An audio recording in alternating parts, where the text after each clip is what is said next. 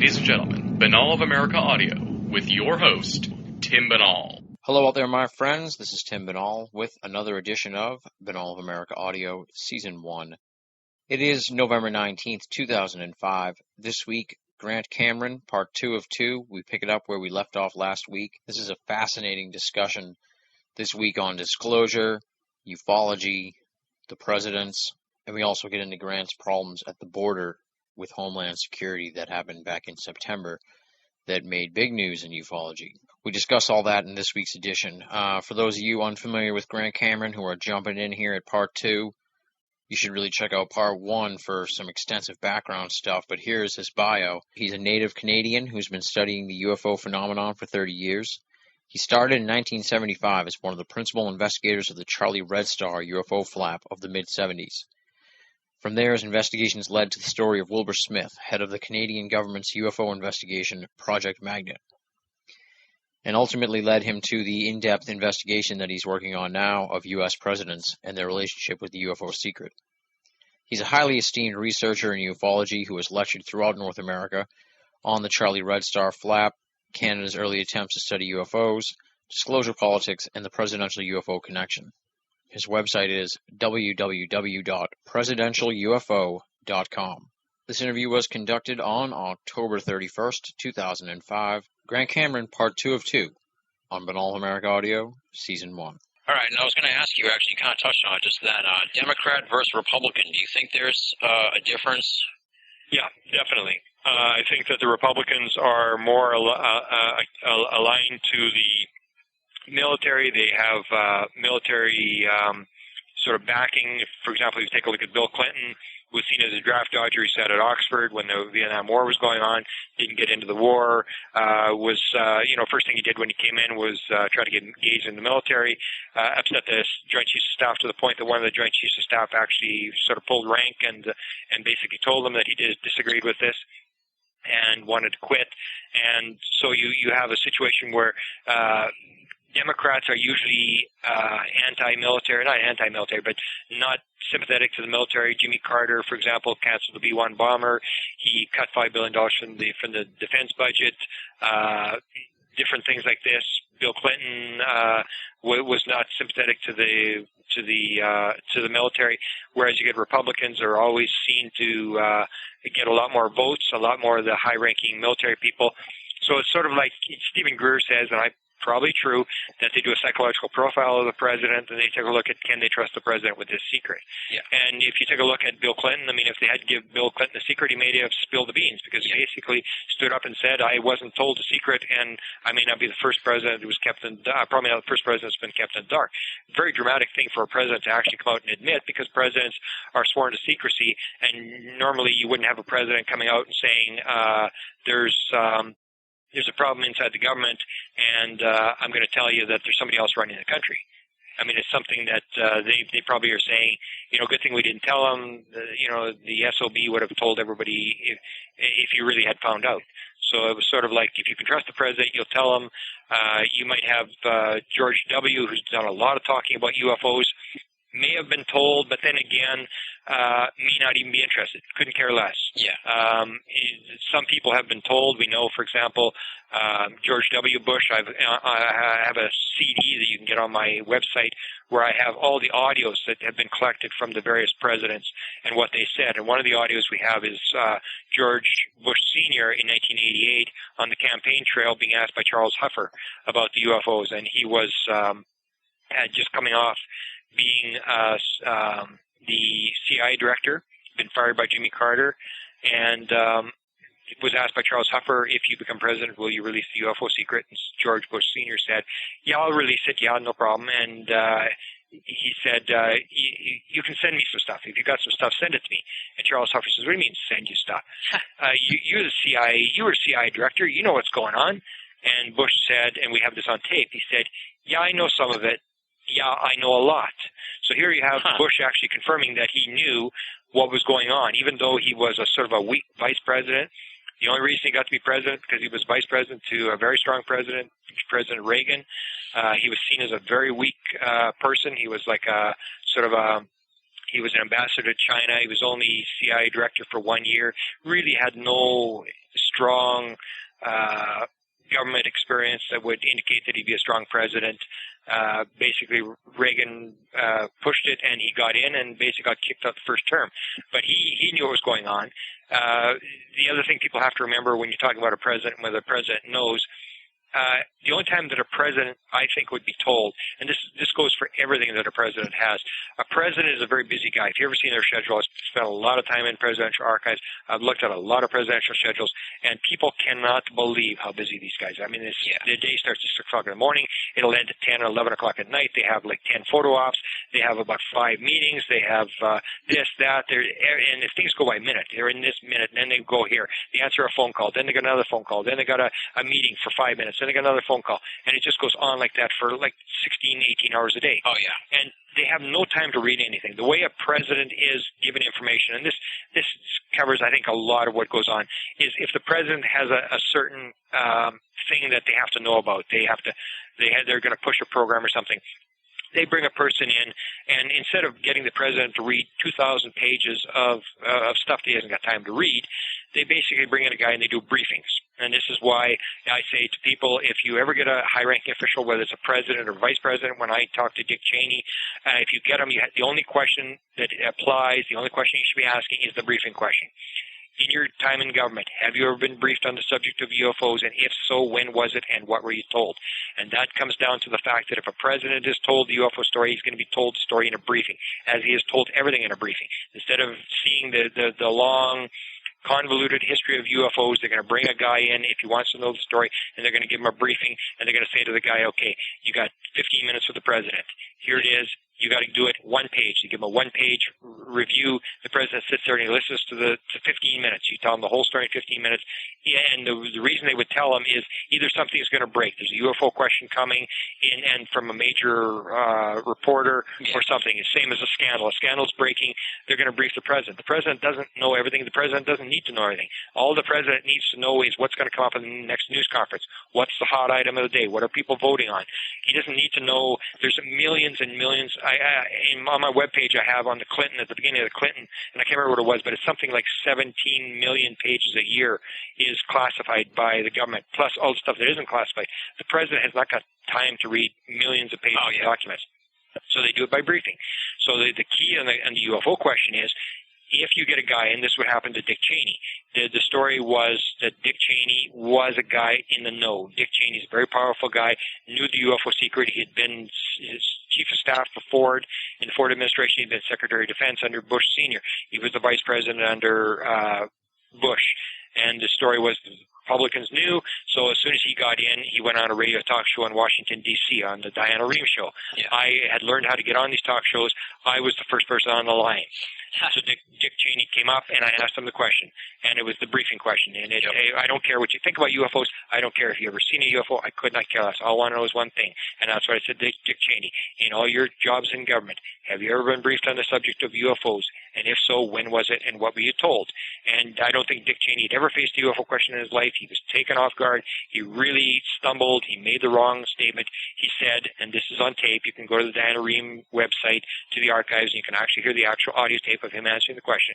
He said, if I had been briefed on that subject, it would probably be classified, and I wouldn't be talking about it. And I just about fell over because, I mean, the government contention has always been, whether it's Blue Book or whatever stories they put out, there's nothing to this. It's people's imagination, and nothing's going on. So if there's nothing going on, then what's classified? The only time you're going to classify something is if it's for real. And if it's classified, that means there's documents. The government has always maintained there's no documents. We've released all the documents. So if it's classified, there's documents that have been withheld from the people. If the documents have been withheld from the people, there is a cover-up. End of story. And he basically confirmed there's a cover-up. There is a classified aspect to UFOs, and that he's not going to talk about it. And then Diana Rehm asked him a question, and by then he'd sort of got his footing. And the way the government goes is they sort of talk around the subject. So she said, Mr. Cheney, has the Bush administration done any work on UFOs? And he said, well, there's been no UFO meetings in the White House since I got here, which is probably true. Yeah. And so that's how he walked around the question of evading the question of whether the Bush administration is working on it. So that's the basic contention is if you ever get a high-ranking official, and we did it with Wesley Clark.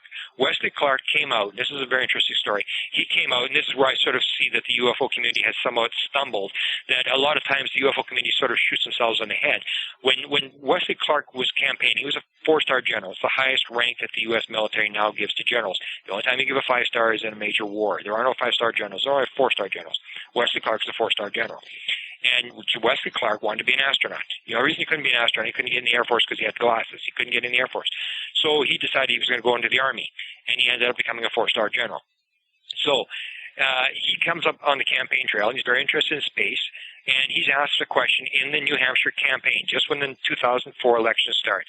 He's campaigning. He's one of the leaders in the Democrats. Yep. And he makes a statement in answer to a question by J. Buckley, who was one of the shuttle astronauts. And Buckley asks him, what's your vision of space? And Wesley Clark goes into this rant about space. Oh, I've always wondered about space and the interest part of space, and I've always believed that we can go past the speed of light. And I've argued with physicists about it, and they don't believe it, but I believe we can. And I'm going, this is bizarre. I mean, a 4-star general is actually saying he thinks we can go past the speed of light. So I put this out, and I basically, because I'd gotten that with Cheney, I said, this guy isn't the president, he's the vice president, but he's a 4-star general. Let's ask him the question and see if he stumbles. Yeah. Because he was running around to different places in the United States, and he was holding open house. Yes, opportunities. He was taking open questions. He would answer any question that people would ask.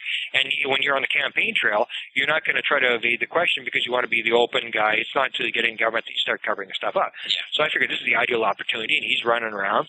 And so I started asking people, first I put it out, and I got from the story of the birds. There's a bunch of guys who are former intelligence type people who are sort of had some experience with UFOs in the past and didn't get the whole story, and were worked around Bill Moore, and these guys sort of became the birds. The aviary? The aviary. Yeah. And so I've sort of known, I've dealt with all the people indirectly one way or the other, and I've got questions to them, and if they believe my question is legitimate, I may get some sort of indirect answer back.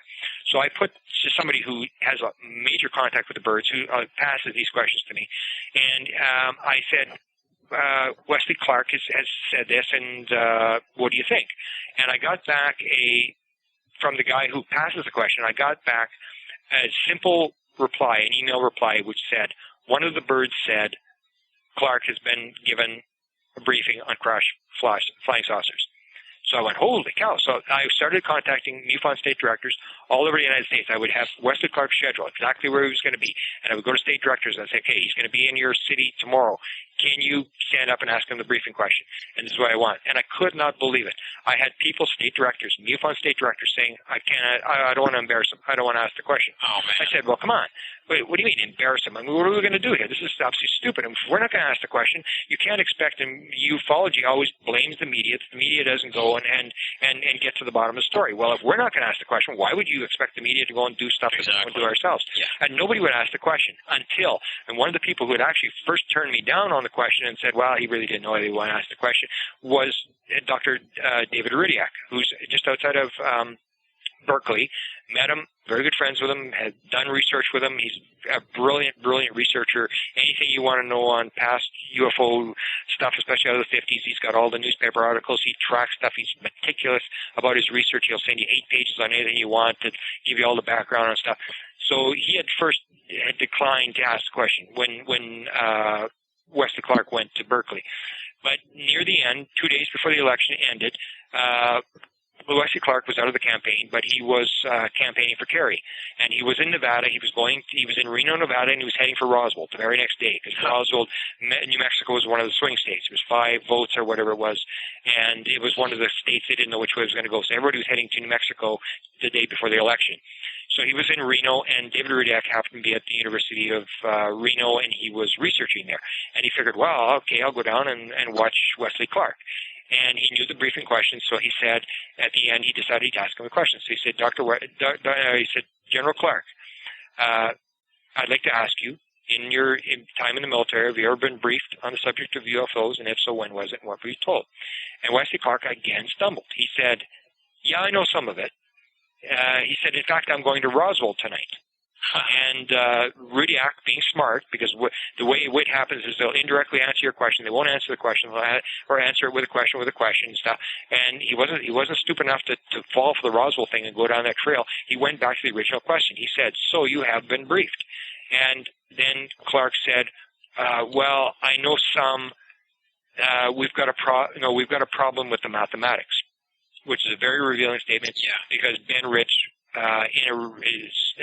ran Skunkworks, and the story of Ben Rich was that Ben Rich, just before he died, he was dying of cancer again, had made a lecture in California in front of a bunch of engineers in which he had said, "We now have the technology to take ET home."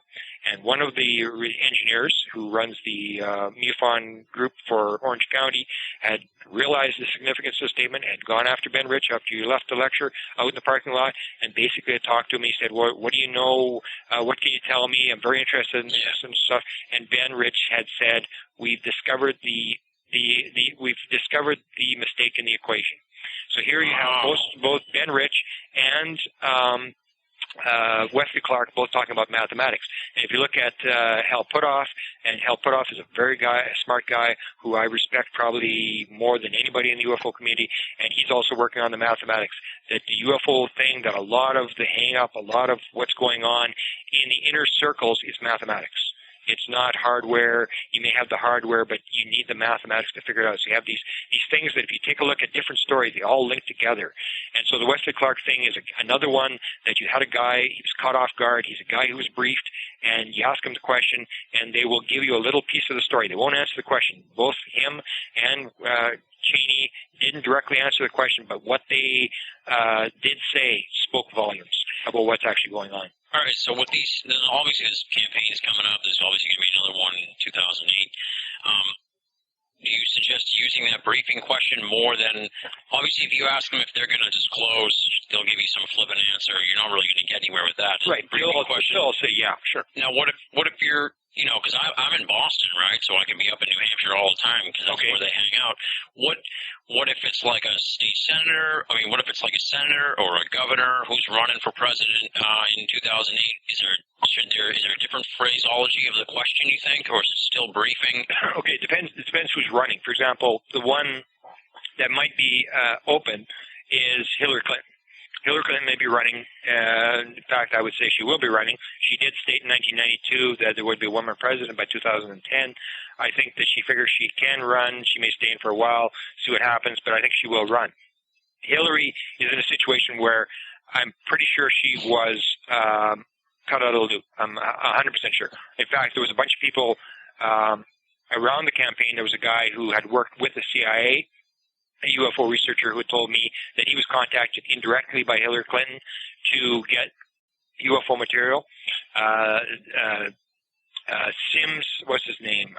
The alien hunter. Daryl Sims. Daryl Sims also claimed that he was contacted by a third party, by a female friend of Hillary Clinton, asking for all the videos that he had, that Bill and Hillary Clinton wanted to see them, and that this woman had taken the videos, and she contacted him back later and said that Bill and Hillary were very interested.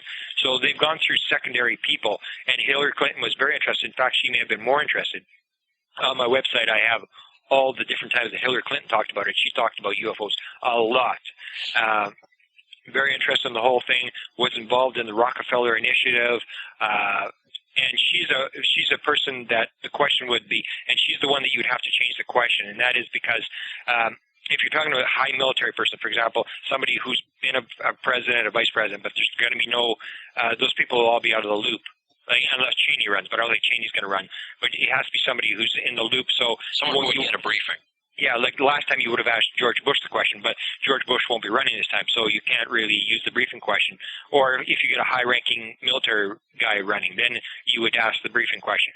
But Hillary Clinton, you'd ask the other question. You'd ask, when you were in the White House, did you ever ask for a UFO briefing, and were you ever involved in the subject, and if so, what were you told? Because we know for a fact, and we can provide, whoever's going to ask the question, we can work on the question, we can provide all the material that will show what the extent of her knowledge was Yeah. what she did, but basically it's to confirm the Clinton story, that they were desperately trying to find out what was going on. So it'd be a question like, did you ever ask for a UFO briefing? Did you ever try to find out what was going on? And if so, what were you told? Which again then gets her to confirm the fact that yes, they did actually try to get to the bottom of the thing, and that they weren't able to get anything. So it's best to so you should ask like a pretty detailed sort of question, or a question that you have an idea of what you want for an answer, instead of sort of a nebulous question. It has to be. It always has to be a question that says, "Did you do this or that?" rather than an opinion question. You stay away from "What's your opinion about UFOs?" because they'll all, like Jimmy Carter loves that question. He just absolutely loves it. And he'll talk about his UFO sighting and how many people were there and what they saw and how magnificent it was. And he doesn't laugh at people who don't see UFOs, but that really doesn't tell you anything. But the one question that he did stumble, and we've got the video and the audio on this, is these were some guys who were doing Out of the Blue, the documentary, and I knew them, and they had approached him at a book signing thing where they sort of slowed the line down, because Jimmy Carter can sign hundreds of books an hour. It's just tremendous. The line is just moving as he signs. And so what they did is they used a guy in a wheelchair, and they slowed the line down. And so they were able to ask the question, and they asked him the question, "You promised that you'd release the UFO information. What did you do when you were in the White House?" Nice. Okay, yeah. And it was basically, that's the kind of question you want. Especially if it's a former sitting president, you ask them, "What did you do about this subject when you were in the White House?" to actually get them to spell out details rather than opinions and stuff like that. Yeah. And Jimmy Carter stumbled, and he said, there's a lot of, now I can't remember exact words, but there's a lot of different possibilities, but nobody has the answers, which again leads to the fact that Jimmy Carter tried to get the answer, but was stonewalled the same as Jimmy Carter, or Bill Clinton. Yeah. So here you have a situation, and I know I had him on the line twice. I had him on the Diana Rehm show twice.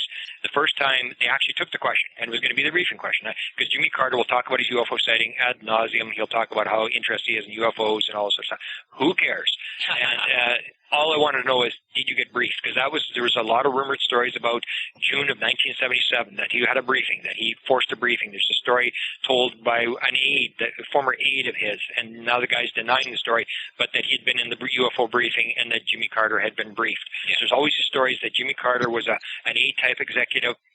He didn't take any crap from anybody, and he didn't care. He was going to fire anybody that denied him, and he forced a briefing. He was cut out, but he forced a briefing, and they gave him some sort of gobbledygook briefing about UFOs and this sort of stuff. And he was shown the Holloman Air Force Base film, the film of the UFOs landing. So basically, to him, I wanted to find out, were you ever been briefed? So the first time they took the question on the line, and Jimmy Carter is very long-winded when he answers questions. So basically, I sat on the line, and they didn't answer my question. The second time, I was more aware of how to get first on the line. I got on the line, and I was the first one picked up. And I said, I want to ask Jimmy Carter the question, have you ever been briefed? When you were in the White House, you're known as the UFO president. When you were in the White House, were you ever briefed on the subject of UFOs? And if so, when was it, and what were you told? And that's the key point, is when was it? Because I had a friend, the same guy who passes the questions to the birds, who had an intelligence background and was able to actually, on my behalf, talk to two former sitting presidents. And so one of them was Gerald Ford, and Gerald Ford confirmed that he'd seen the Holloman Air Force Base film, that he'd been briefed on UFOs, even though in public he'll always say that he really tried to get information and wasn't able to get anything, this sort of stuff. But confirmed that he was, and he was asked the question, when was the briefing? And at that point, Gerald Ford says, I'm never going to admit I was briefed, so don't even go there. Because the thing is, if you can get the date, and there was Jimmy Carter was June the 14th or whatever it was, 1977, if you can actually get the date, then with the freedom of information, if you get Jimmy Carter on the record and says on June 14th, 77, I was briefed on UFOs, then you got an FOA, and there's no way they can then deny it, because you can get the briefing. And if you get the briefing will be the truth, because they're going to give you disinformation, me disinformation. But the President of the United States is the head of the commander-in-chief of the military. He's the head of the executive branch of the government. He is the chief guy, and that is the best intelligence. All the intelligence people are working for the President of the United States. So the answer to the UFO mystery of what does the U.S. government know will be told to the President in the briefing. Everything else is disinformation. Nobody else has a right to know. Only the President has the right to know. So that's the key thing. And so I went there, and the woman said, well, hang on. And then they go online. You're on the line. You know that, and I can hear Jimmy Carter talking in the background, and I'm online. First up, I know I'm going to ask this question, and then suddenly she comes back about a minute and a half later. She says, I'm sorry, your question is sort of off topic. He'd written a book on the Civil War or something. It's off topic. I'm afraid we can't take the question. Oh, man. What I think may have happened is they showed the question to Jimmy Carter, and he shook his head and said, no, he didn't want to take the question. Yeah. So they came back and said, well, I'm off topic, and they wouldn't take the question. But eventually I will, and it's a tough thing to do. Oh, I remember when I asked the question to the times I was on the line and the time when I one time tried to get a hold of Hillary, and I got on the line there, and with the vice president. I mean, your stomach is in your throat. I mean, you realize you're about to ask a question that every news media guy for the last 50 years has been afraid to ask. The president of the United States has only faced the UFO question twice. Everybody is dead scared to ask the question. He was asked the question in 1947, 2 or 3 days after Roswell occurred. He was asked the wrong question. He was asked about, what about all this UFO stuff or flying saucer stuff in the newspaper, which he was able to walk around. And in 1954, Eisenhower was asked the question in December of 1954. He was asked the question about, there's a bunch of UFO sightings in Europe. What do you think? And he basically walked around and said, a military guy that I respect said there's nothing to it. So here you have a situation where the White House press corps is dead afraid because they worked their whole life to get into the White House press corps, and nobody wants to ask a stupid question. Everybody wants to ask an intelligent question about the implications of economic collapse in Ethiopia or something. Yeah. It sounds like they're smart. Even Deborah Orrin. Deborah Orrin was a reporter, still works for the New York Post. Deborah Orrin hated the Clintons. She was one of the people who pushed the Monica Lewinsky story. She tells a story about in 1997, I believe it was, Webster Hubbell writes a book, and in his book he said that Bill Clinton, when he was associate at the Department of Justice, was called in by Clinton. Clinton given him the job, and Clinton said, I want you to answer 2 questions for me when you're down there at Justice. I want you to find out who killed JFK, and I want to find out if there are UFOs. And Hubbell put this in his book, in his biography, and he released it. The day after it came up, the White House was having a press conference with the White House press secretary, and Deborah Orrin, who hated the Clintons and wasn't afraid to ask the question, stood up and said, I want to ask you, did Bill Clinton send Webster Hubbell out to find out about UFOs? And the press secretary said, no, we gave that job to the alien. And this is a story, it's a long, involved story, but the Weekly World News has always run a story about this alien that predicts. He predicted that Bill Clinton would win. He predicted that George Bush would win, George Bush Sr. He predicted that Clinton would win. And they always have this weird story about this alien that's predicting the alien. He's meeting with the president and all this sort of stuff. And this is the alien they're talking about. They said, no, we gave that job to the alien. And everybody sort of laughs. And she comes back with a follow-up question. She said, is what Mr. Hubbell she can't use the same question, so she comes back with another question. Says, is what Mr. Hubbell writes in his story, in his book, true? And the press secretary said, I'm not going to comment on what people write in their books. I'm not going to comment on that.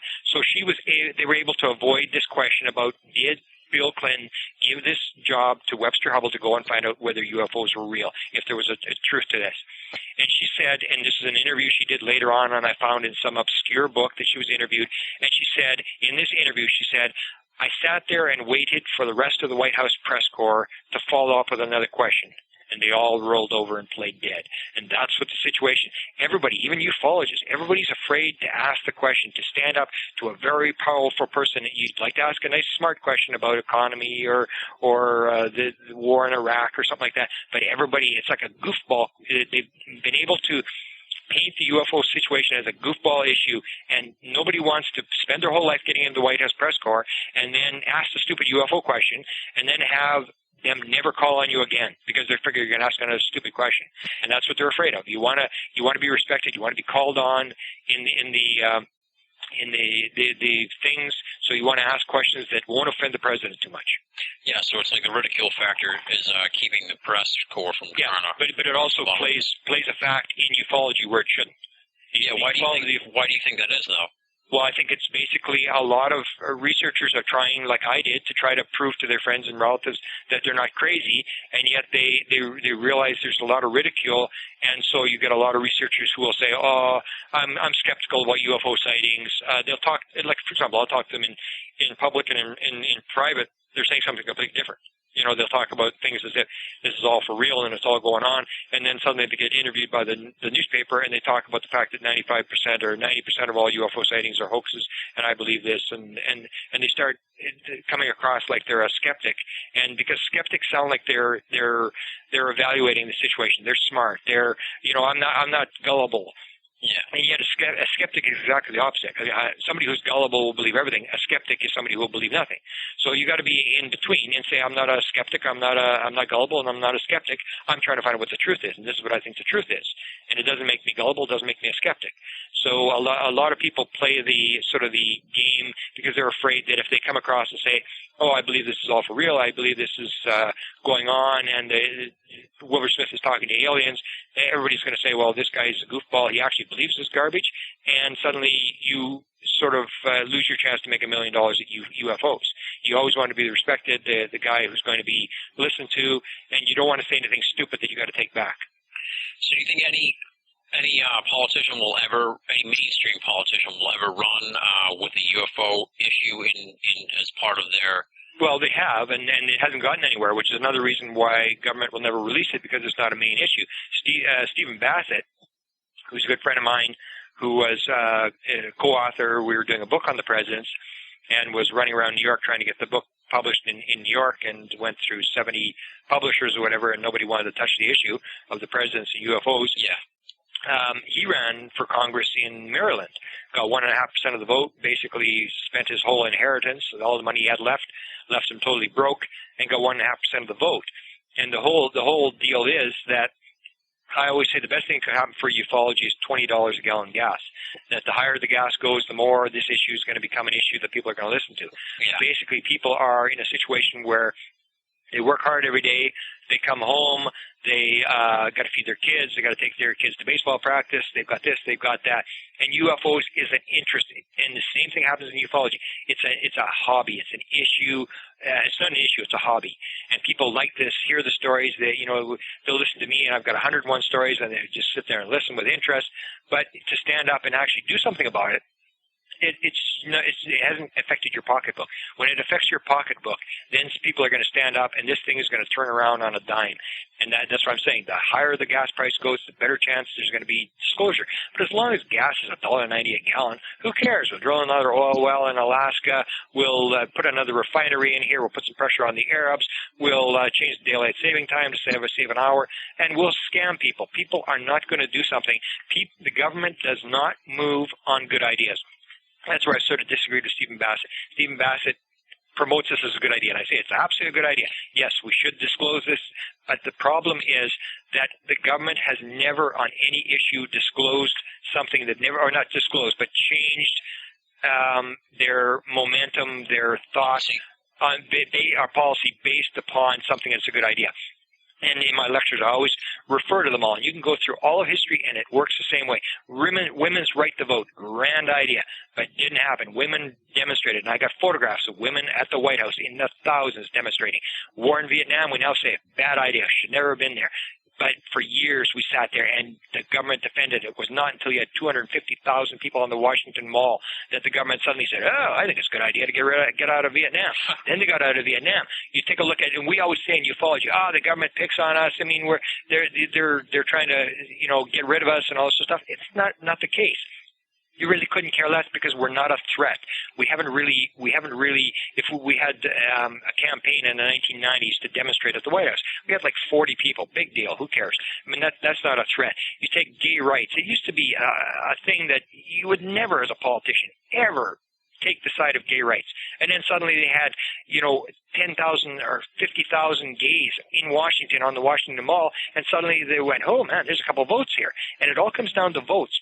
People will change their position based upon the votes. So if there's there needs to be more of a movement amongst people who want answers. Yeah, exactly. And you can't get a researcher to ask a question to a top politician just to stand up. You're going to the guy's lecture, stand up and ask a question. No, we can't even do that. And these are the top people in ufology who won't do it.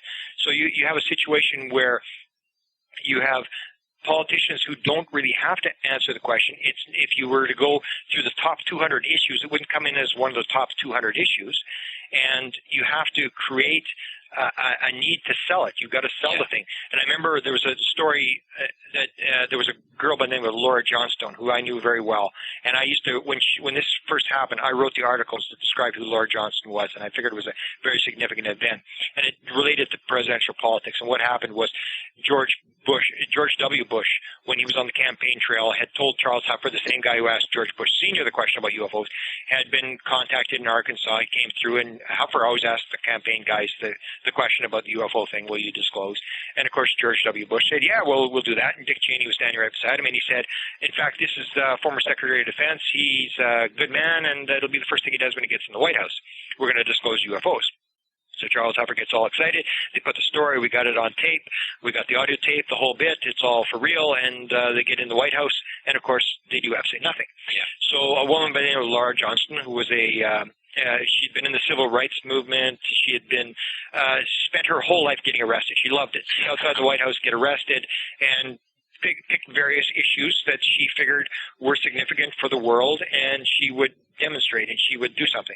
And what happened was, like any of the other issues, she decided that it was time that the UFO community got organized, and she was going to go on a hunger strike. She went on a hunger strike, demanding that George W. Bush answer Charles Hupper's question, that Charles Hupper deserved an answer, that he had promised Charles Hupper the answer, that he was going to disclose what UFOs were all about, and that she was going to go on a hunger strike, and until death, she was going to not eat until the president answered the question. She was on a hunger strike for 42 days, and I remember as this thing wheeled along, and I was with her, and I remember I was on a number of radio talk shows with her all over the place, and she got a lot of radio interviews. Sometimes she was doing 3 or 4 radio interviews a day. It was one of these goofy little stories that everybody likes to run. Yeah. But they sort of had her as the kook UFO lady who was on a hunger strike.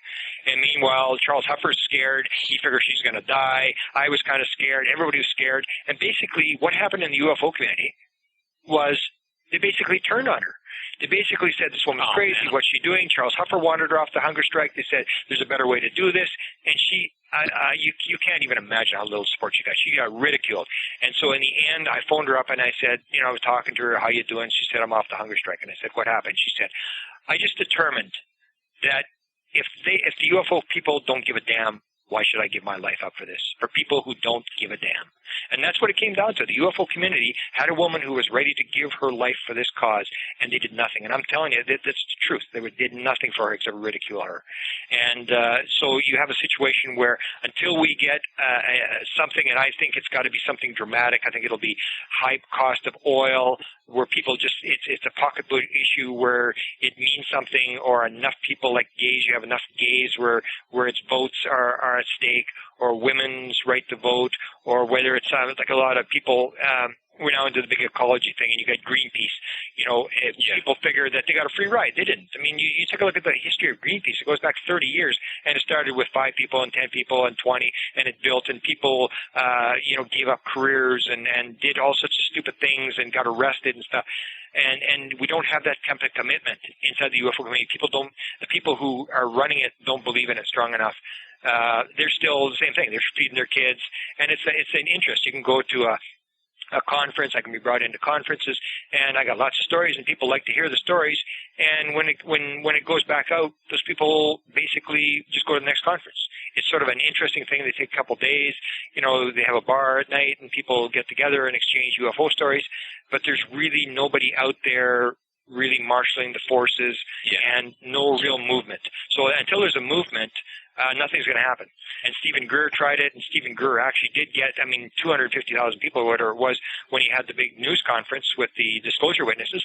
He had 250,000 people, and you figured, this is going to get it off the ground, but it still wasn't an issue. It was kind of an interesting thing that he managed to get the highest rated internet broadcast, but still people wanted to hear the interesting stories, and then they just went off and did their own thing and went back to feeding their kids and taking them to baseball practice and stuff like this. It's an issue that really hasn't, and when the time comes, it will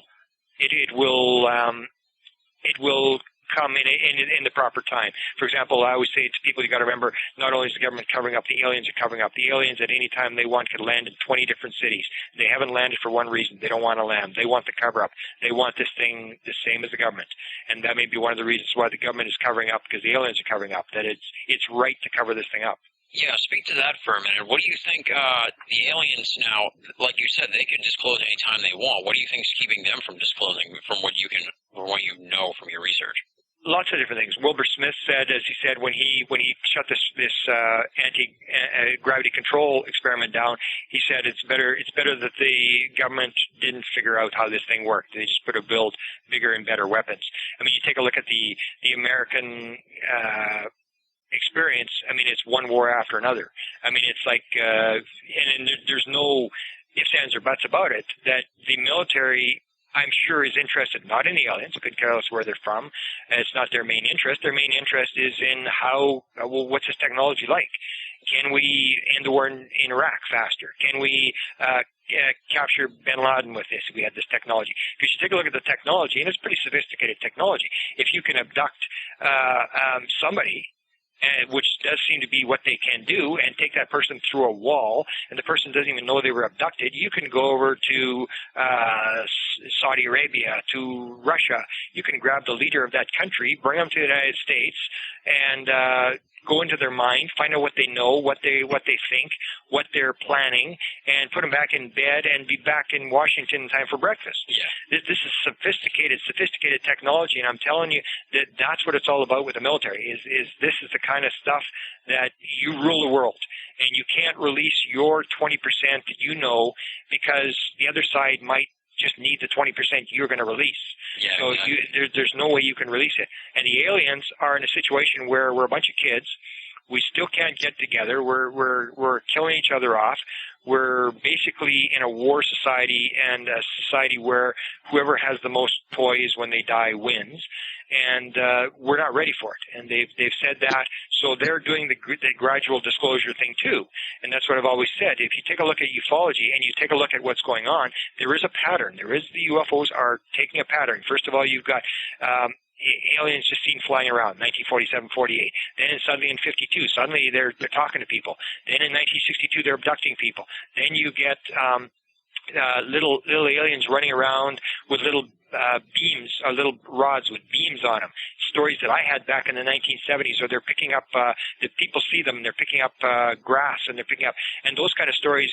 Ted Phillips is the top guy who collects those ground trace cases. Yeah.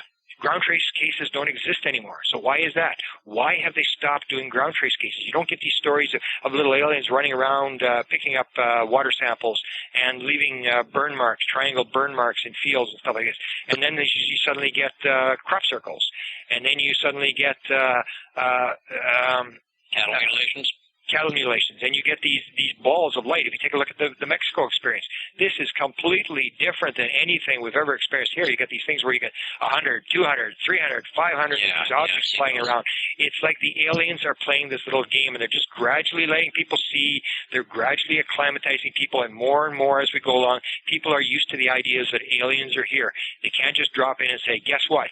And it's the idea that people will say, well, they're here to take over the world. They're not here to take over the world, because you can't take over the world. The Americans have found that out in Iraq and in every other country that they tried to invade. You can invade a country. You can have the best technology. You can take over the country. But every time you raise your head, someone's going to blow a bomb. The aliens can't take over, because every time they raise their head, someone's going to take a shot at them. Someone's going to try to blow them up. They can't take over. They're not here to take over. They're here to watch what we're doing. And you see this in terms of the experiences that you have over military bases, that you see them shutting down military bases. You see them Rendlesham Forest, the story about them disarming the weapons deep underground that the Americans said that they didn't have, and they had no nuclear weapons, and that they disarmed these weapons or destroy these things. Stories of Minot, just south of me in the United States, pilot telling the story that they had to ram this UFO. Was sitting above the missile silo, and they were given orders to ram this thing. That they're very interested in our technology. They're trying to stop us from destroying ourselves, and they have no intention of releasing the story right now of who they are. It's a gradual disclosure, and I think in whether by accident or by plan, the U.S. government is taking the same sort of thing. Is they're gradually releasing this thing to the public, and they're still trying to, in one way, take on the aliens or whatever they're trying to do, or get the technological advantage over other countries that might be working on the program. And the aliens are, in one way, giving the idea that they're here, and at the same time realizing that the time is not right for them to actually be here, because you have this universal law of non-intervention that you can't come in here and do our homework, that we have to either learn to deal with problems ourselves. They can't come in here and a lot of what people want for UFO disclosure is they basically want cheaper gas. Man, do you think we could heat our houses for nothing? We could do this and that, and it's all a self-centered type of thing. Yeah, we're not really interested in the other aspects. We're interested in we should have disclosure because this will be good for the economy. It'll be good for this, good for that. Yeah. And the aliens aren't interested. They know much more the deep underlying reason that they're here. That's got nothing to do with us, because basically we're going to use it. The same people who control oil, the Exxons who made $10 billion in the last quarter, are going to make $100 billion with this. And you have stories that run around in the UFO community, like the Carlyle Group, run by one of the former national security advisors for Ronald Reagan, running the Carlyle Group. And the Carlyle Group's rumored to be running around buying up all the companies with UFO technology. So you have this kind of stuff that basically comes down to greed, comes down to money, and there's nobody there that controls the secret who is really interested in the good of humanity. They're basically trying to protect themselves and the money, and might have some interest, but a lot of it still comes down to greed and who's going to control this thing when it all comes down, and whether we can rule the world and prevent people that we don't trust or like, whether they're Arabs or Russians or whatever, from getting this kind of stuff, that we have to control it, and whoever has this can control it and can influence the world. Are you hopeful for, you sound pretty down on the idea of disclosure happening anytime soon. Are you hopeful? No. I don't think I'll live my lifetime to see it. Oh, really? Oh, no, never. Now, what about me? I'm 25. You might. I mean, I think if something accidental happens, or if they're able to, you got to see the scenarios. Either people are able to marshal a voting group that's able to influence politicians. And some politicians told Stephen Greer, you get the people out front and we'll back you. It's like, as soon as the people are there, as soon as the votes are there, we're on your side and we're going to come public, but not until. Because why would you, I mean, you're there to vote. Why would you spend your energy and effort on something that's going to get you no votes, might actually lose you a pile of votes? Yeah. So unless you get a marshalling, or you get an accidental crash where they're not able to control the information, or if you get a situation where those are about the only two scenarios I can see that you might get disclosure. The government will not disclose, because I don't think the government really controls it. I think there's people inside the government that control it. Yeah. Bill Clinton says, a government inside the government. But if gas goes very, very high, if suddenly the bottom falls out of the energy, I think you're going to get enough pressure where people are going to realize that we need more than hydrogen energy, we need more than wind power energy, that we've got to disclose this kind of thing. People are going to start to, politicians are going to realize there's enough votes there that we should push the issue. But I'm very, very sort of down on disclosure. And yet I believe disclosure should come. I believe it's the best thing that can happen. I believe what Stephen Greer says, that there's nothing right about lying to people. That basically the truth is always the way to go. So basically I tell the truth. If, for example, I have this scenario that I was banned from the United States on a lecture. Yeah, I was going to ask you about that, actually. Yeah, I was going down and I was stopped I flew to Vancouver and I was flying to Los Angeles to make a lecture on the 64 reasons why the government has decided to keep this secret. And Homeland Security told me I didn't have the proper travel papers. I didn't have a work visa for my $100 honorarium, and they basically shut me down, sent me back home again. I flew back home, and that's all that happened there. But I'm in a situation where I was kept out, and it was the UFO community really didn't back me. There were some people who were sympathetic to it, but the incident at the border is really what I was going to ask you about. And also, 2 months later, that happened 2 months ago, right? Yeah, September 2nd. Yeah, so it's been 2 months. You probably had a lot of time to reflect on it and maybe to get some more information. And since you were sort of going that way, how did ufology react to what happened to you? Okay, looking back after 2 months, I sort of assume it was I ran into a Homeland Security person who wasn't a big fan of UFOs, and basically was going by the book. Because when I talked to them, I said, well, I've done lots of lectures in the United States. I've never needed a work permit to go across. I'm very honest. And people told me, they said, well, you should have gone to the border. You should have told me you were just going for vacation. And I said, well, if I did that, if I went there and lied to Homeland Security, why would you believe anything that I told you when I get to the other end of the line, when I lecture? Yeah. And so I basically told them everything that was going on. I had exactly what was getting paid, exactly what was going on, what lecture, when it was, all the schedules, all this sort of stuff. And basically, I think I ran into somebody who was very antagonistic to UFOs, because he was very cynical. It was a very humiliating experience. The guy was very rude. Oh, man. And basically, like for example, when I asked him, well, what do I do now? He said, I don't really care what you do. You can go back where you came from, and stuff like that. Basically, they say that they won't treat you like that. And so it sort of put me in a situation where I believe that it may not have been an intentional thing. And then again, there was another guy who was making a lecture. He was a reporter out of England who was not one of the embedded reporters. He refused to be embedded in the U.S. military forces when they were in Iraq during the invasion, and went running around and made a bunch of stories that were not very sympathetic to what the Americans were doing there. And he was also banned about 3 or 4 weeks later. He was making a speech in California, and he was banned for the same reason. He was kicked out because he didn't have the right papers to lecture. So I think there may be some sort of indirect thing. Now, last weekend I went across the border again, and I was held for 40 minutes. I was put in a little glass room. Oh, and really? I was, given the 64 questions, and the car was, we went to a compound, the car was, done, but they did let me across, and I was just going to shop. But, so I sort of faced that. It's something that at the border, sometimes I've actually, in fact, when I went to speak at Ozark in April, I actually ran into a customs officer who was actually interested. And I said, I'm going to disclose, what the presidents know about UFOs. And she said, oh, what do they know? And she's asking me all these questions. Yeah. And meanwhile, the lineup's piling up behind me, and this woman wants to know what's going on. So a lot of it depends on who you run into. I don't think I was told by one Canadian customs person who was contacted that they got bigger fish to fry than the UFO people.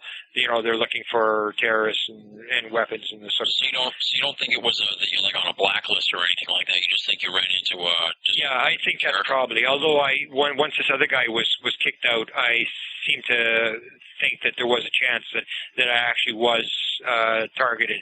Now, it's almost impossible for me now to lecture in the States. It has to do with how to get the work visa that I have to go 900 miles to be, because I've been refused entry to the United States. I have to go and be interviewed by a consulate officer in order to get a work visa, and the closest consulate is 900 miles away. So for $100 honorarium to speak, am I going to fly 900 miles to be interviewed by a consulate officer and get a visa to go make one little speech? So you're sort of stuck in a situation where I plan to move in a few years, and then I'm in a situation where I'm close to a consulate. I can, but I'm sort of blacklisted. But it did sort of make me sort of famous. It's sort of like the UFO community is a very conspiratorial community. Everybody believes the government's out to get them, and this sort of reinforced everybody's conviction that they're out to get us. Yeah. So with that community, I was very sort of their hero. That this proves our point that they're out to get us. But you said you didn't feel like you got the support that you should have from you. Oh, absolutely none. I mean, from the people that you would expect, like Ryan Wood was very supportive. He actually sent me money to pay for a lawyer. I was going to go to a lawyer to try to fight this. Bryant out of Washington, Larry Bryant, who's very vocal. I had a bunch of people, Minnesota people, wrote letters to congressmen and stuff. But I knew that stuff really wouldn't go anywhere because congressmen, it's the old story. Congressmen get, I can't remember what it was. It's like 5,000 emails a day or something like this.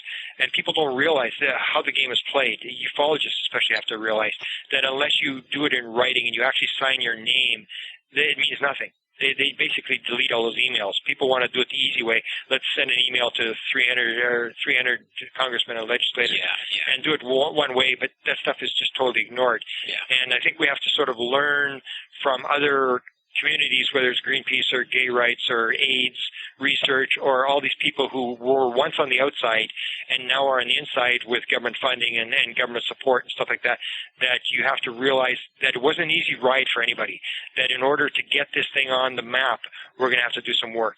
And then until we do the work, we don't deserve to know the answer. If we're lazy and, do stupid things like send emails and stuff, that nothing's going to happen, that we're trying to take the shortcut, that we have to stand up and ask the questions that might be embarrassing.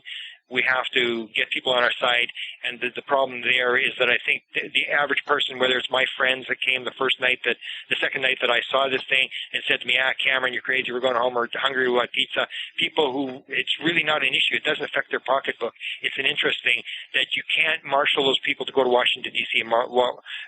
Their kids didn't die in battle, they don't have any real reason, they didn't lose their house, they didn't get wiped out in a hurricane, they've got no real reason to join our cause, because it's not costing them.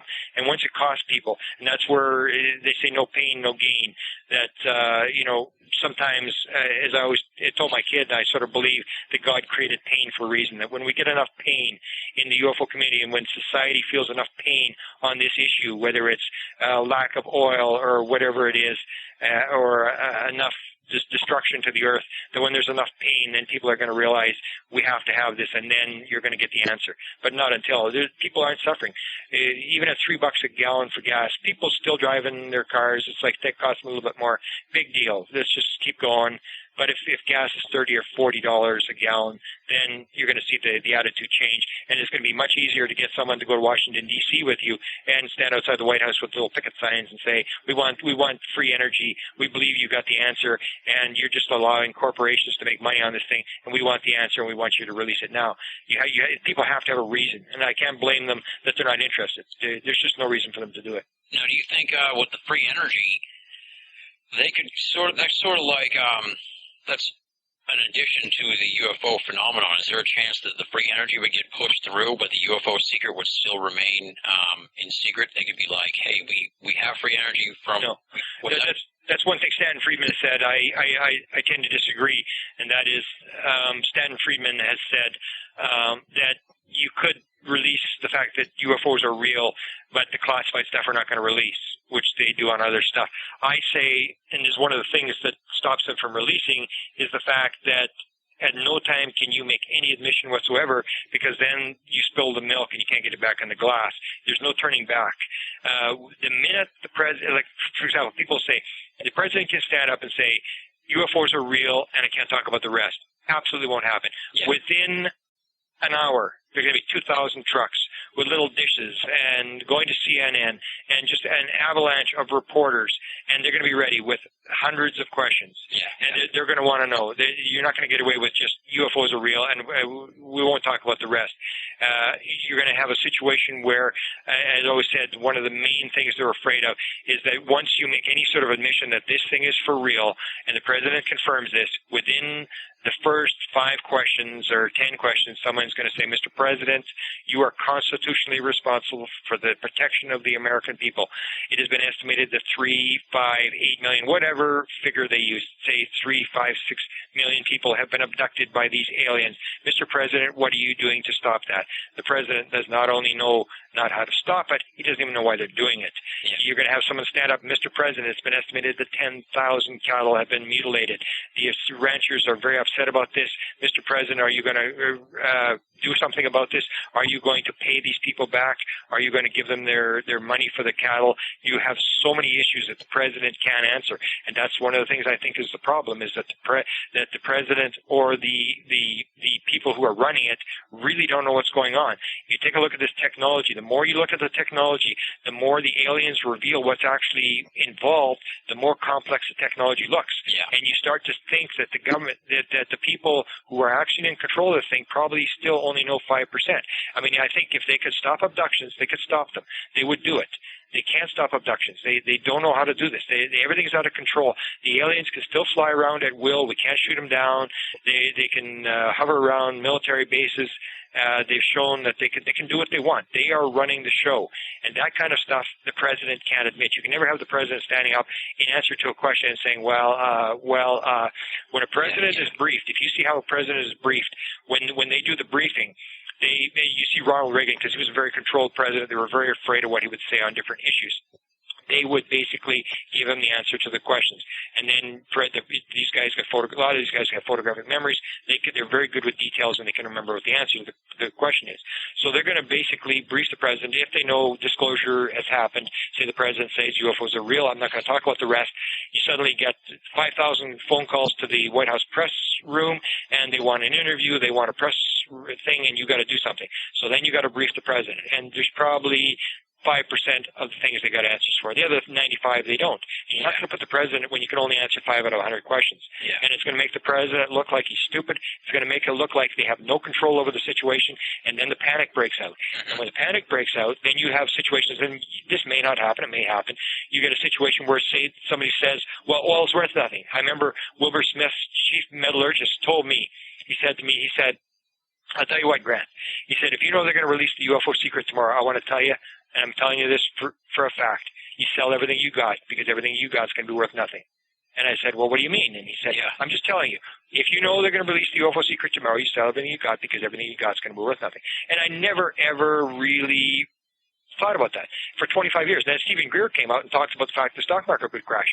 And you take a look at what happened. They say people wouldn't panic. People panicked during 9/11. The stock market crashed. They had to shut the stock market. And what happened with the stock market was they were able to convince the people, we've got marshals on planes.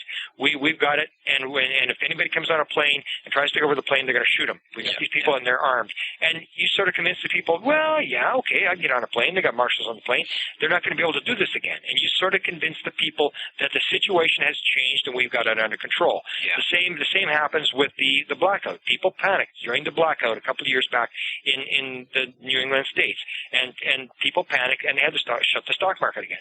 So then you get a situation where they say, okay, now we know what caused the blackout and we've got it under control. We've got some of the lights back on, and people calm down and they say, okay, now we'll buy stock again. Yeah, but you're not going to be able to do that with the UFO. That's right. You have a situation where what changes? You say, okay, we're going to open the stock market again. Nothing's changed. You haven't got any more answers for the people. You have no more. You can't prove that you have any more control over the situation than you had yesterday. The minute you open the stock market, everybody sells Shell, because Shell's worth nothing. Everybody's going to sell Exxon. It's worth nothing. And then the people who got cars, they say, well, man, that's a spin-off. My car's not going to be worth anything. They sell. All the people who have parts, they sell. And then people start selling, and everybody jumps in, and they want to sell what they got before it spins off into their part of the economy where they're holding stocks. And you can't stop it. And every time you open the stock market, it's going to crash again. And that's the kind of stuff that I'm sure they're deadly afraid. And I put the 64 reasons, but if you take a look at the military mind, they always took the worst case scenarios.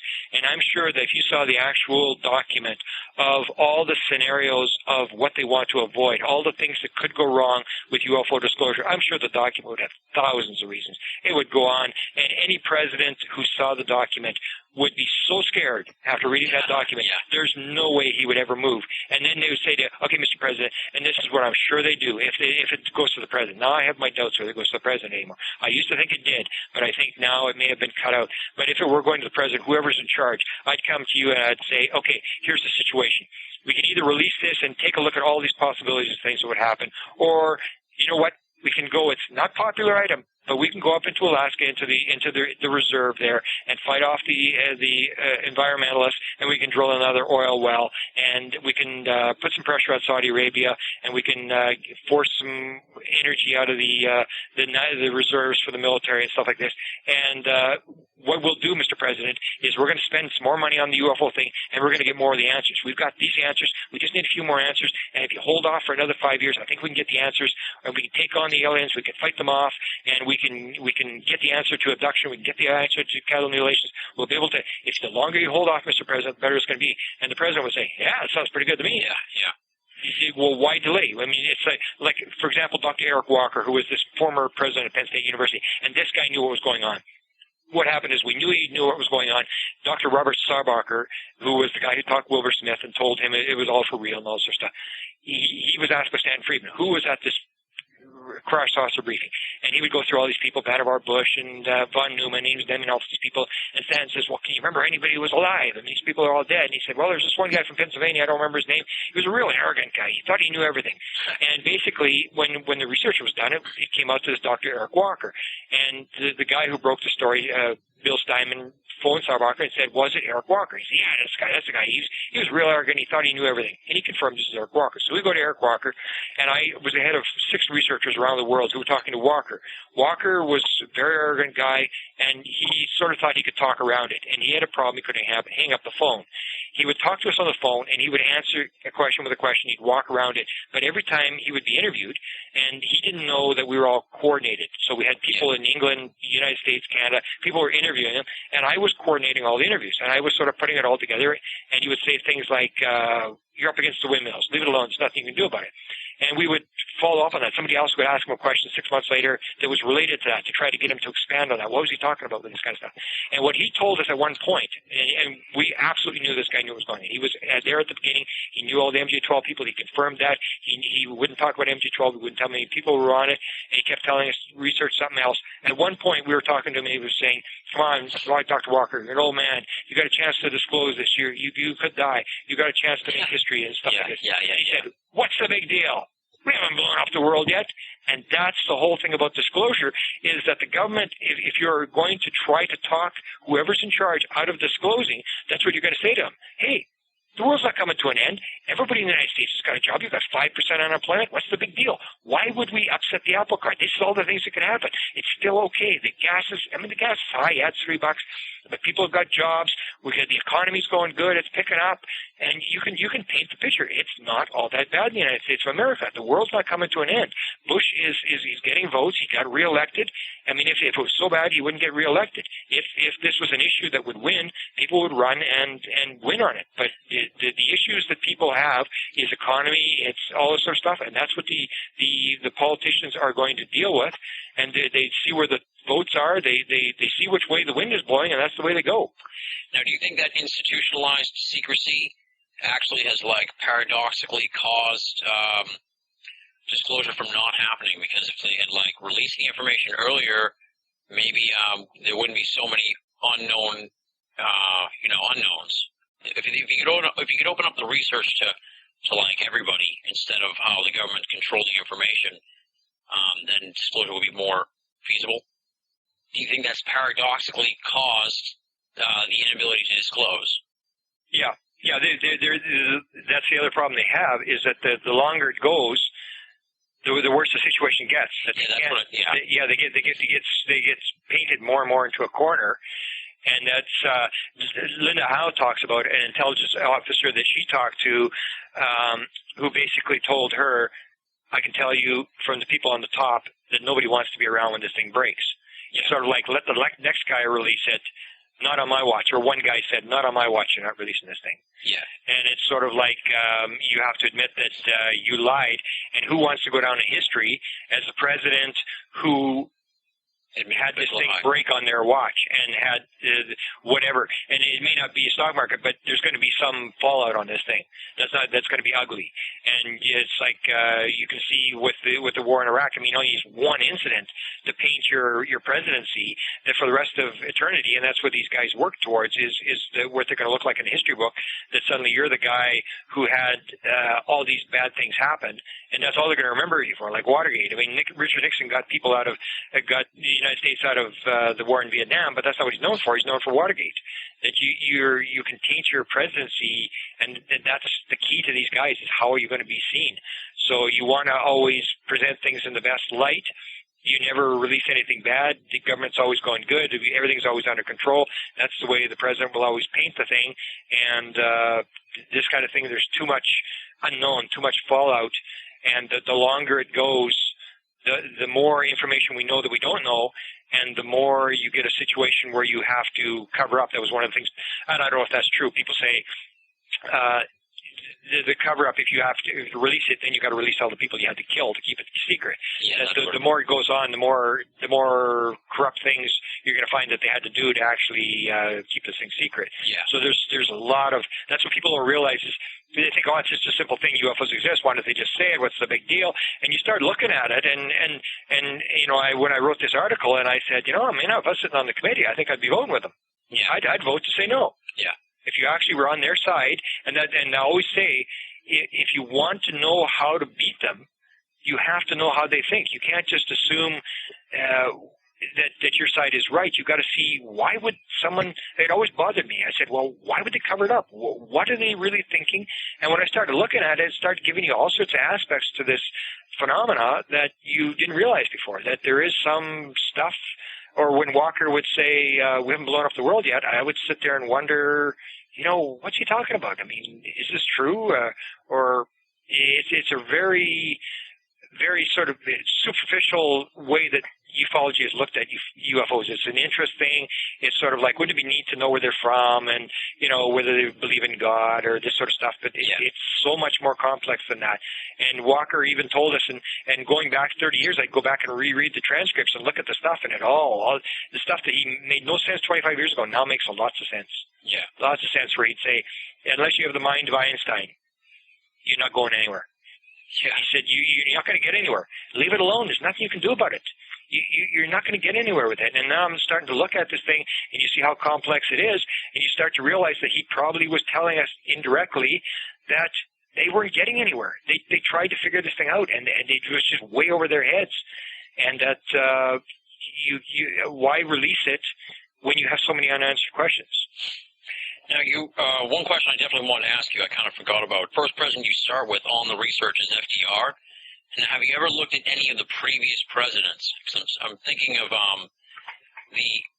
most notably would be the infamous Aurora crash in Texas that was in like the late 1800s. Yeah. I'm wondering if there was ever any mention of something that could be construed as a UFO maybe in past presidencies. Yeah, that would have survived some kind of like classification system, because back then it wasn't considered. Yeah, they didn't really have classified stuff. Have you ever looked at that? Yeah, I looked at some of the stories, and basically, unless you go back through done a lot of Google searches trying to pinpoint things like that, and hoping something in research. There hasn't been any real work done on the files, like all the files, but there were some stories that I tried to track. The one story was a story that was told that President Lincoln had met with two alien people, two people from space. And I tracked that story every which way, and I couldn't track it down. I couldn't confirm it. The other story that's told is the famous story of George Washington. The meeting, he called it an angel. Okay. And where the angel talks about his vision that he's called to bring this, whatever the story was, his role in American history. And the story that you may have a misinterpretation there. And if you read the story, it does seem to be that it could have been an alien. I mean, he describes it as an angel, but then you also see the thing of the biblical things where people were describing the wheel inside the wheel, and actually a lot of stuff they're describing is alien, and they're just describing it their own way. Again, back in those days, you have interesting scenarios. For example, in the late 1890s, you have the story about the guys flying around in these ships with ropes and anchors and stuff like that. I mean, it's almost like the aliens portray themselves to be a part of the UFOs fit their day. They don't look like the UFOs of today, as if they're screen imaging what they look like. Who knows what they look like? They're just giving us an impression, depending what our belief system is as to what they look like, and we really don't know what they look like. Everything we have is wrong. That they sort of tailor what their ships look like and what their people look like based upon our belief system. And so I did look at a couple, and I still am very interested. I track any story that I can. Those are the only two that I sort of looked at. I looked at, for example, President Roosevelt's vice president. His name escapes me. He was I actually have an article that I'm eventually going to release on presidents and psychic phenomena. A lot of them are big time into psychic phenomena and ghost stuff. And Roosevelt's vice president was like a total goofball. They had to get rid of him. But he was so much into astrology and fortune telling and stuff, that he actually became sort of an embarrassment. And I looked at his thing, whether he had ever been involved in UFOs, because the Foo Fighter stuff was going on, and really couldn't. But a lot of this stuff, it involves going to the library and going through piles and piles of documents. And the problem with it is the same as the Kennedy, that unless you've got a lot of leads, it's like I'm up in the middle of Canada, and the closest library to me is, like 1,000 miles away. Oh, man. So unless I've got a lot of leads, you would go there and not even know where to start looking. And a lot of these people don't realize how big these places are. Maybe not the old ones, but Eisenhower, I think, has 28 million pages of files, Nixon has 41 million pages. So you're looking at a lot of stuff, and unless you know where you're going and you know where to find it, it's like finding a needle in a haystack. Then you've only got a couple of days, say if you're there for a week. And it can be very depressing. I've been very depressed many times in presidential libraries, going for 2 days without finding anything related. And then you start wondering, maybe there is no UFOs. Maybe the president didn't know anything, because a lot of these, it's like I went to the Truman Library, for example, and it wasn't Truman. I went to Truman and they said they really didn't have anything. And then I went to the Eisenhower Library and they do an interview. It's a very formal place. They do an interview before you're allowed to research. You have your research topic, and the archivist sits down and goes over your topic and tells you what they are. And they knew I was coming for UFOs, and they sat me down a couple of weeks later, and I was there. And the guy said, well, we've got 5 documents. So I went, 5 documents? And they showed me, well, there was a fax, and there was the CIA Robertson panel report, and I'm going, 5 things? There's 28 million pages, and there's 5 things, and it's sort of like, where'd the documents go? And then you go through and you start to, I'll find it, and you look around, and that's all there is. There's not much there, and you start wondering, maybe there are no UFOs. Maybe the president never knew. And you look at people's oral histories inside the White House, and there were the interview guys, the oral histories of people like the press secretary. They'll interview him for an hour, and they'll do an oral history, and they'll put it in the presidential archives. What it was like to work with the president, interesting stories about the president and stuff. And I go through all these oral histories, and you couldn't find anything about UFOs either. And you think, well, the Secretary of Defense didn't talk about it. Nobody talks about UFOs. And maybe it's true. Maybe the White House didn't talk about UFOs. Maybe it wasn't a subject. Maybe it was just something that nobody was interested in, and nothing happened. And you get very depressed. So to go back for former presidents where you have nothing whatsoever to look for, it's like a big risk. I mean, if once I retire, I got a couple of years to retire, and then I may just go there for a week and just poke around there, because then you've got lots of time to do it. But now I have to be very specific. Like, for example, the History Channel wanted to fly me down to the Bush Library, because I'd never been there. And I said, well, I really don't want to go to the Bush Library. Why? Because there's nothing there. I've done Google searches, and I've asked the library and stuff, and I don't want to go sit there for a week and look stupid. I mean, I get very depressed. I mean, sitting in the Bush Library, and there's no point in going to the Bush Library. So we never did go. But whereas you go to the regular library, then you got all sorts of neat stuff there, and the Carter Library, you got all the rumors, stories about the briefing, and all the different stories, and you got something to actually check. Or the Clinton is the big one. Yeah. I've got 100 FOIA. I'm sure that I got 1,000 pages out of the one agency that was exempt from FOIA during his administration. That was the Science and Technology Office, where the science advisor is. I got 1,000 pages, and I would guess I'll probably get 10,000 pages of documents out of the Clinton Library. Oh, wow. Because I know who's there, I know where to look, I know whose files, and I know what the subjects are, and that's what you need. You need a lot of leads to go into a library. And the Clinton, I know them all, and I basically took everybody's story and believed everybody was telling the truth, whether Stephen Greer or whether it was the Rockefeller story or all these people that were involved, and listened to all the rumors and who was involved and who were they talking to in the White House, and I didn't care what it was who were they talking to, what's their names, and then you just file for these guys' files, whether it's later or some of these people have never heard of that were involved, and just ask for their UFO files, their correspondence with Stephen Greer, there's correspondence with Rockefeller, and I'm sure there's going to be lots of very interesting stuff. Nice. And that's how you can build a story of what actually happens in an administration. And on your website, you have you're looking for student UFO essays. I thought I'd ask you about that. Yeah, I've had it on there for 2 years. Something that's pretty interesting. Something you're interested in. I have had it on there for 2 years. I've never had a single one. Really? Yeah, I was very interested because a lot of the kids that I took early in the years, I took them. And they were doing science fair projects. And it was always a big thing. I mean, when I'd go lecture at schools, I did lots of lecturing at schools, the kids were just fascinated with this stuff. And then you'd find all these kids would be doing science fair projects on UFOs. And something that interests kids. And I just figured, we'd get these kids writing in, never got a single one. What do you? And now you're looking for them though, right? Yeah. Any kid that's got a UFO paper or story or the stuff, I'll post it on the website. No problem. I think it'd be interesting for kids, even if you had schools to access it to see, because it's not at the level of the conspiracy or like my Clinton articles. I've got like 70 pages of Clinton articles. It can be very long and involved and detailed and stuff. You want just some kid, like my kid was never interested in school, really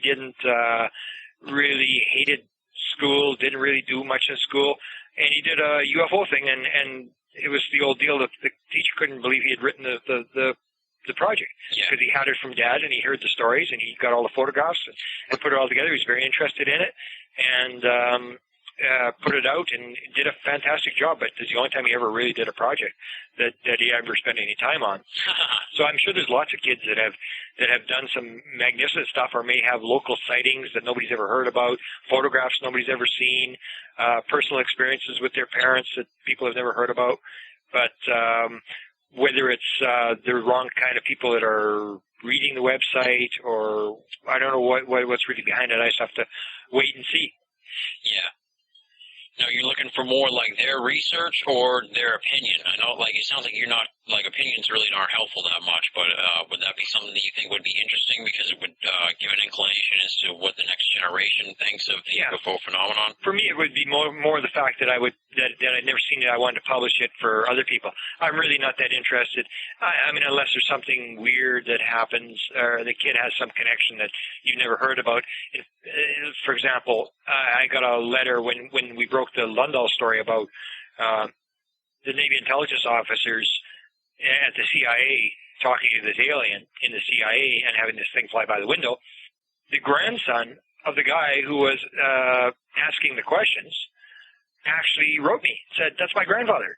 And then I said to him, "Well, send me a picture of your grandfather," because I didn't have a picture of the guy, "and tell me about this." And then the kid never corresponded again. But I had no doubt in the fact that this kid, because he seemed to know who the guy was and stuff, and he happened to, I guess he was doing a Google search, and happened to, his father, I can't remember his name, but it was Neesham. It was a weird sort of name, Robert Neesham. And so it popped up, and he said, "Oh, look at this article on my grandpa," and wrote me, and I still have the kid's address. I know where he is, and I tried to get the kid to talk and tell me what he knew about his grandfather and stuff, but I never got. But you might get some weird stuff like that. But it was more the fact that I'd done a lot of lecturing, and I'd seen a lot of science fair projects, and I thought a lot of this stuff would be interesting to post for other schools, and you might get kids interested. And you might get some sort of movement towards disclosure inside schools. Yeah. Because you might get something going there where it becomes a popular topic, and all the schools around America come to my website to access these articles. Because I'm sure there's lots of it going on in different schools, and it's not collected in any one place. So you're not really looking for like some kid's book report, but more like... Well, if there's a book report or a project or anything like that, I'm sure a lot of this stuff's going on. I just think it should be put together, and I can easily put it on my website quite easily. Yeah. And I would just think that you would have a situation where I know it was very popular when I was in the schools, that schools thought this was a great thing to have someone lecture on, that you had no problem having the kids sit at attention and listen to this whole thing. And yet there's really no place for kids to go, like if they want to do a project and they want to look at some other kid's project to see what's there. And a lot of times, and every ufologist has had this experience of some kid writing them and saying, "Send me everything you got on UFOs." So, this kind of stuff. Yeah. Well, what kind of stuff do you have available at presidentialufo.com that some of the listeners here might be able to pick up and check out? Okay, what I have 2 CDs. The one is, if you're into the Wilbur Smith Canadian government aspect, and Wilbur Smith came out very openly for the Canadian government and said this thing was for real, that there was crashes, aliens exist, and they're here, and talked about the spiritual aspect of why they're here and what they're really here for and stuff like that. I have a CD-ROM of all the material that we were able to collect. His files were hidden. He hid them away. I was able to recover the files, to photocopy them all, and I've got them on one CD, which I sell for the measly total of $5 plus $2 shipping. Nice. And it's on my website. The other thing I have is I have a interesting one that has a whole pile of stuff on it. What it has is I have all the audios, except I'm missing the latest Clinton audio where he talks about the fact that he was cut out of the UFO information, and other presidents probably were too. I have all the audios of all the presidents, and what I did is I strung a little story together, and you have little audio links there, and you can hear what did Jimmy Carter say on UFOs. You can actually hear him say it, talk about his UFO sighting. You can hear Ronald Reagan talk about the alien invasion. You can hear George Bush Sr. talk about how he knows what's going on. You can hear Bill Clinton talk about Roswell and the fact that if they had bodies, they didn't tell him about it, and he wants to know. All these different things. They have that. On the same CD-ROM, I have a book, the book of the Charlie Red Star, all the sightings from the 1970s in the big flap that got me involved. And I wrote up all the stories of the people I had interviewed in these small towns around Carmen, Manitoba, and I put it all in a book, which was never published until now. I put it on the CD-ROM. You can read that story. Oh, awesome. I also have on that CD-ROM, I have the book called UFOs, MJ-12 and the Government. It was a book that was published, I believe, in 1989 or 1990, something like that, by MUFON. It was the first book that was ever published by MUFON. It was a book that T. Scott Crane and myself wrote on our investigation of Dr. Eric Walker, who was former president of Penn State University, who knew what was going on. We do a series of interviews with him over 8 years. And when it came down to it, what I said to my co-author, we're not going to edit anything. We're going to take all the interviews. We're going to put all the letters, all the letter, the actual envelopes. It had weird things happen there. Envelopes, we're going to put it all in the book, and we're just going to let people decide for themselves what does this stuff mean, and all the very interesting stuff. Here's a guy who knew what was going on, who helped to cover this thing up for the American government, who was one of the top advisors, who told the American government what to do. And we just put it in a book, and then I talk in that book, we talk about, for example, Robert Lazar, Area 51. This is at the time when Area 51 first broke. We worked on the story. We worked on the MJ-12 document when it first broke, and we have sort of our own little thing which still stands today to be accurate as to what the MJ-12 document was, why it was released, what it means, this sort of stuff. And that's called UFOs, MJ-12 and the Government. That's on that CD-ROM. And that's a CD-ROM I sell for $10 and $2 shipping. And it has like the two books and the audio stuff. Awesome. And later on, we'll have we're now working on the book, this Wilbur Smith book. And we're still working on the President's book on the UFOs, which I've had an offer from Mexico to publish it. We're still having a bit of a problem in the United States. I've had some small publishers offer, but eventually we'll have that coming down the road, and it'll have all the stories of the presidents. Basically, the stuff that's on the website, but we sort of put it down to just the stories of the presidents and let you decide what it means. And every president's been involved, from Roosevelt on. There's lots of weird stories people haven't heard before, and we'll string them all together and tell you what the presidents knew and what they said about it and what it might mean. And when do you hope that'll be coming out?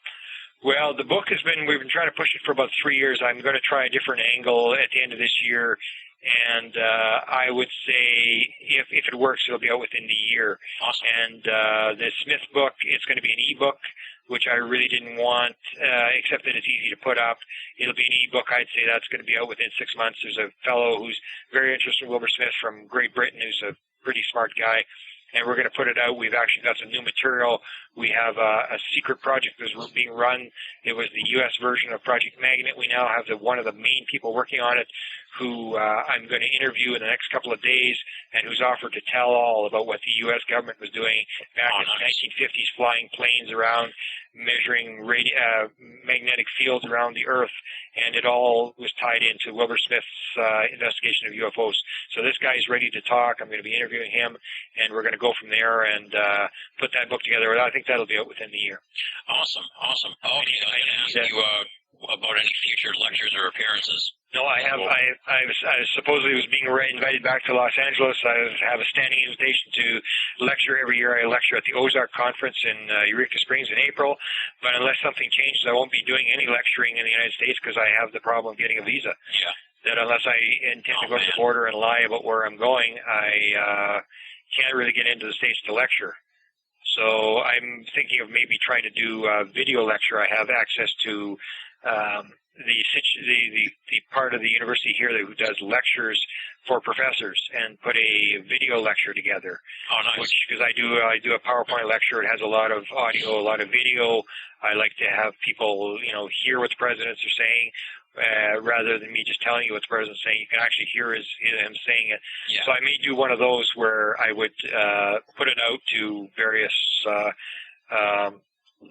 people who want to run conventions where they can just show it, or maybe even just sell a lecture of the president's story, because it's a very interesting lecture, and I've done it a number of times. And it's fairly long, and it's got a lot of stuff that people have never heard before. Well, awesome. Thank you very much, Grant Cameron, for sitting down and talking to me for so long, giving me a ton of time and great information. And I'm sure everybody at my website is going to enjoy it tremendously. Your website's www.presidentialufo.com. Correct. And thank you very much for appearing on Binnall of America Audio Season 1. Okay, Tim, thanks. Thanks for having me. That does it for this week's edition of Binnall of America Audio Season 1. I want to thank Grant Cameron for giving me just a ton of time and really getting out a lot of information to the listeners of Binnall of America Audio. I want to thank Leslie and Chiron of BinnallofAmerica.com for your help and support with the audio series. And, of course, I want to thank all the great listeners out there who've been following along with Binnall of America Audio Season 1. Definitely had a big pickup in email correspondence and people writing in about the series, so that's really appreciated, and it's great to hear from the listeners out there and find out what they like about the series and their thoughts on the interviews as we've progressed so far. Next week, it is November 26th, 2005. I'll be taking a rare week off to celebrate the Thanksgiving holiday, and we will return with more Binnall of America Audio hijinks on December 3rd, 2005, so 2 weeks from tonight. We'll be back with more Binnall of America Audio Season 1. So until then, this is Tim Binnall saying so long, have a great Thanksgiving holiday, and you'll be hearing from me in December.